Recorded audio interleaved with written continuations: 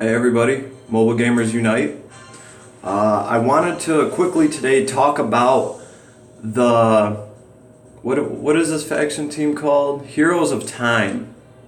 I've been hearing a lot of people talk about how Heroes of Time, this is only a PvP team. I personally don't believe that. Now, you can orient these characters to be extremely PvP. Nobody's going to argue that just because of the fusion power, and we'll get into that. But I think that this can be a great PvE party, okay? In fact, I dare say that there's probably some players out there that just started playing maybe a couple weeks ago. Depending on where your SSR game is, you might want to re-roll your account. This is a limited banner. These are limited characters. They're extremely powerful and very viable. And we're just going to go through real quick. First of all, we're starting with Klaus here. Close. Whatever you want to call her. K-girl, okay? What's really cool about her is I was told she was just a healer, but when I really started looking at her, she's like another version of Chris. And Chris, we all know how deadly Chris can be. Alright? We know how deadly Chris can be. This girl gets to be Chris, but she also gets to take advantage of the Heroes in Time faction buff, which is going to increase the range, and it's going to increase the skill damage of things like Discipline, that she can run around and spam. She's going to be able to heal everybody around her. And she also has demonic arts at her disposal. She's always going to be able to target your opponent's least powerful stat when it comes to defense. Meaning, if you're fighting somebody that has a high magic defense, she can attack their defense. But if you're fighting somebody that has a really high defense, she can instead attack their magic defense, because she can change her attacks from doing magic damage to doing physical damage. So that's really nice that they put that in there. But you're probably, either you're going to need this for the fight and you're going to bring it, or you're not, okay? Klaus here has White Wings as a talent. Healing effects increased by 10%, and that scales up. After taking action, one ally within one block obtains a random immunity effect for 1 round. That can be very important for some battles, okay? Now, she can go the healer way if that's what you want. She can do a single target heal. She can do an AoE heal. And her most powerful, healing and support ability would be the Aurora Ring. Active skill dispels up to 5 debuffs on multiple units within range and grants the following effects. Immune to fixed damage, which is a game changer right there. And after taking action, restore 50% hit points for 2 turns.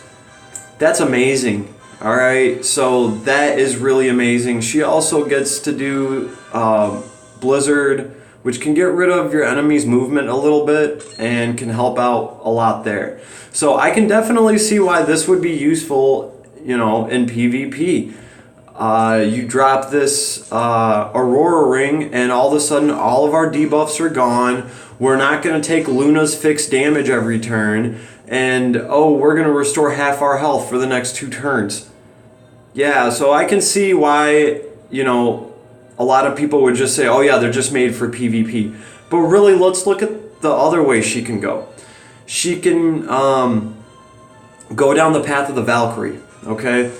Right here, she's going to get Discipline. And this works really well with their fusion power, because it's just going to do more damage, it's going to heal everybody.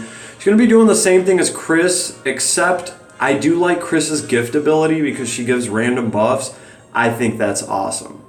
But this girl's Valkyrie ability gives her Star Glow, magic damage, attacks multiple enemies within range, dealing 0.36 AoE damage, and dispels 1 buff.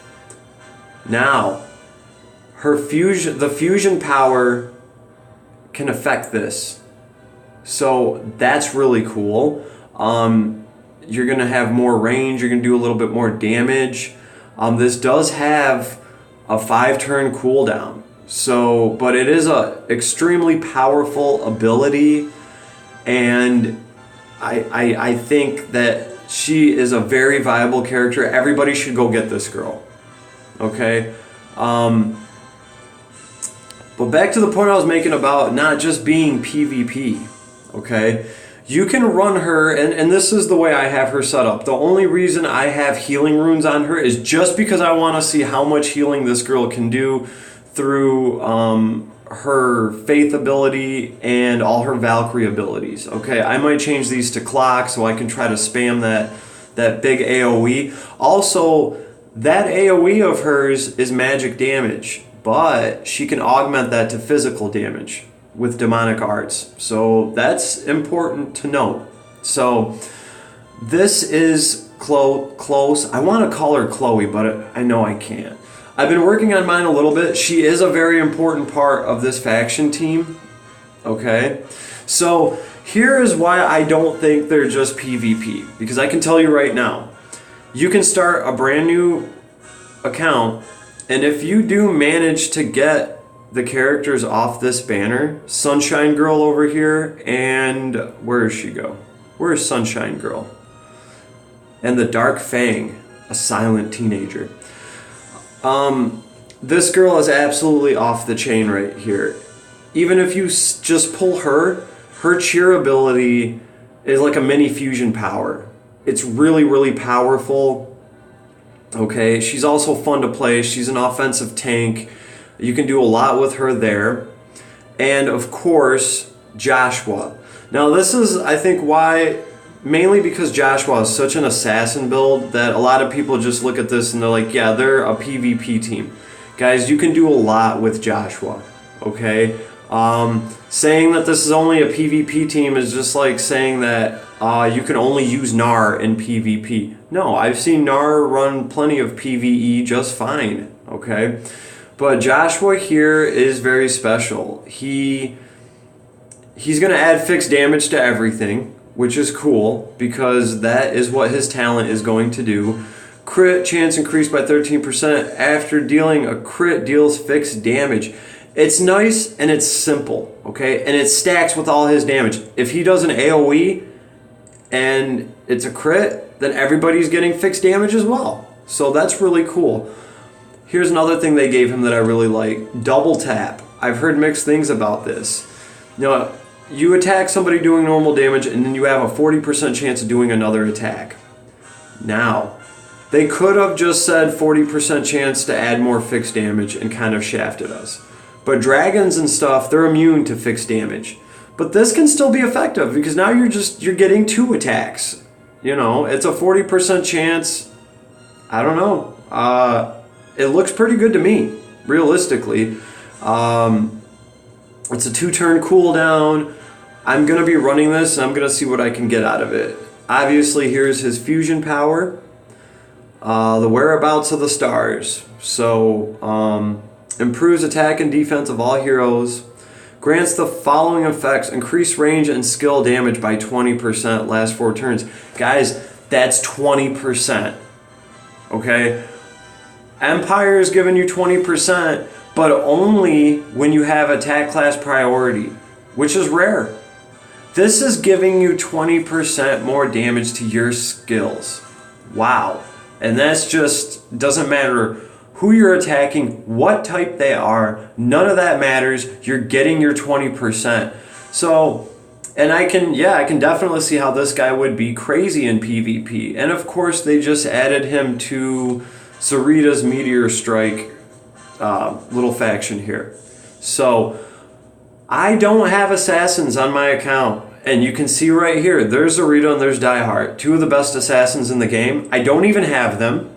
And I wasn't all that tripping about it because to really have a good assassin in this game, in my opinion, you need the right gear. Specifically, a bow that gets rid of melee penalties in close quarters combat. I'm trying to get that bow. If I manage to get that bow someday, then Joshua, my little cross-dressing friend over here, will be the first person to equip that bow because he will be the first assassin I have. The other problem I have, personally me, fielding this team, is my troop tree for assassin characters is just non-existent. I never pulled Zarita. So I haven't spent any time working on getting shinobis and mist dancers and all that good stuff. I just don't have it. So that's an issue for me.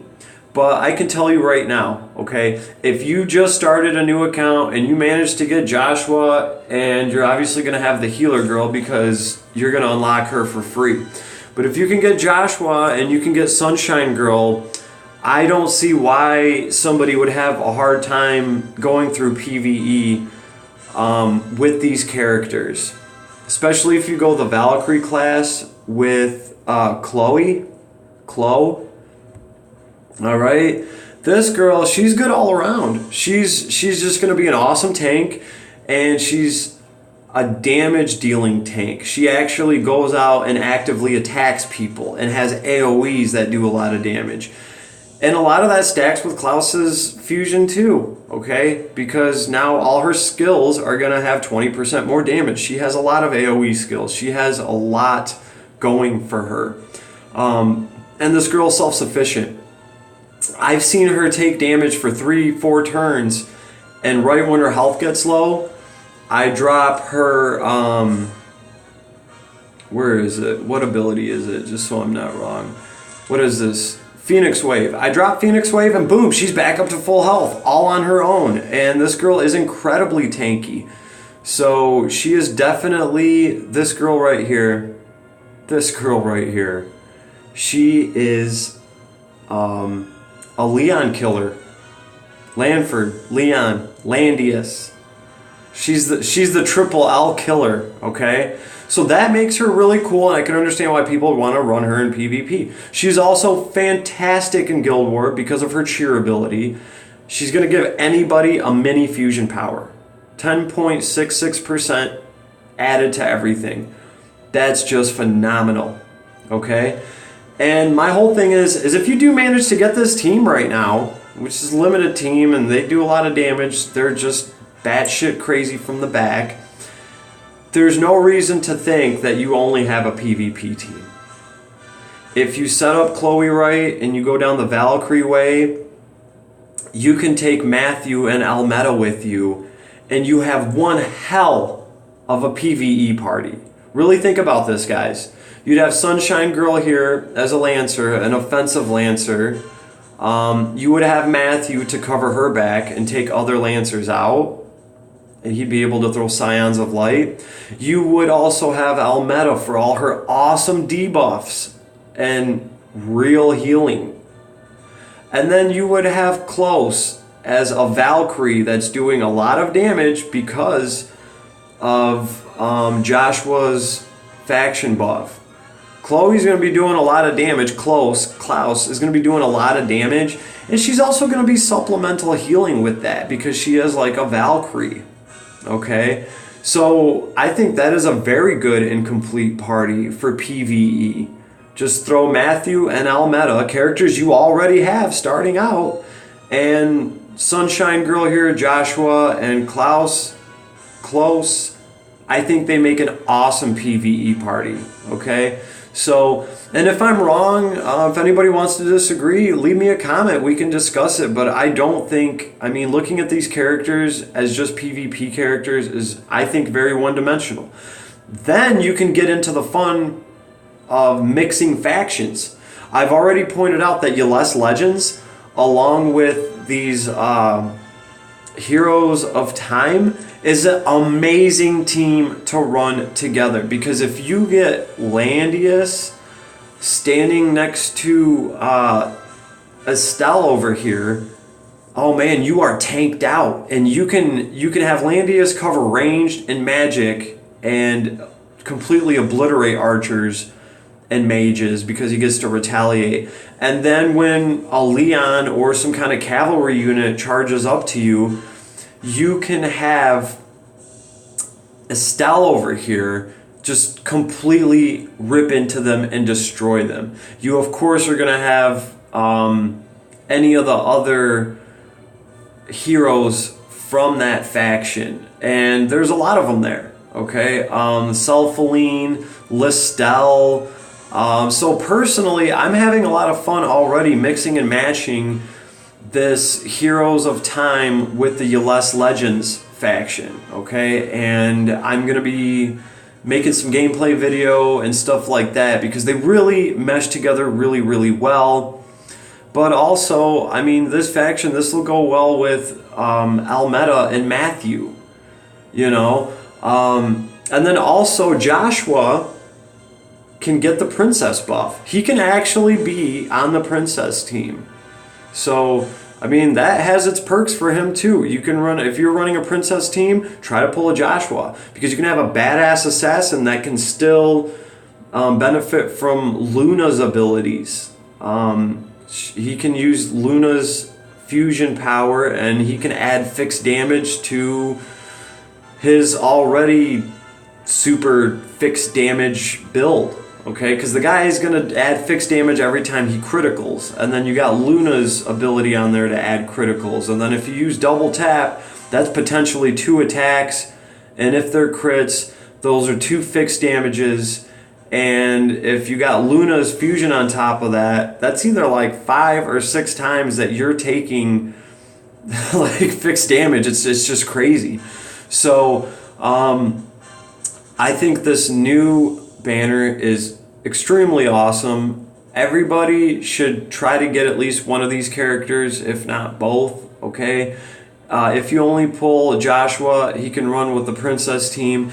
If you pull Sunshine Girl over here, Estelle, she can still run with Matthew and Almeda. And as far as running her with Legion of Glory, that's a tough call. Like, I could see you doing that. I don't know, like, because you need a faction buffer. And if you're running... Okay, maybe if Elwyn was your faction buffer and you didn't have a let-in, you can put her in. I don't see anybody putting her in if they already have a let-in that they've invested a lot into, you know, because you're just trading a tank for a tank. So...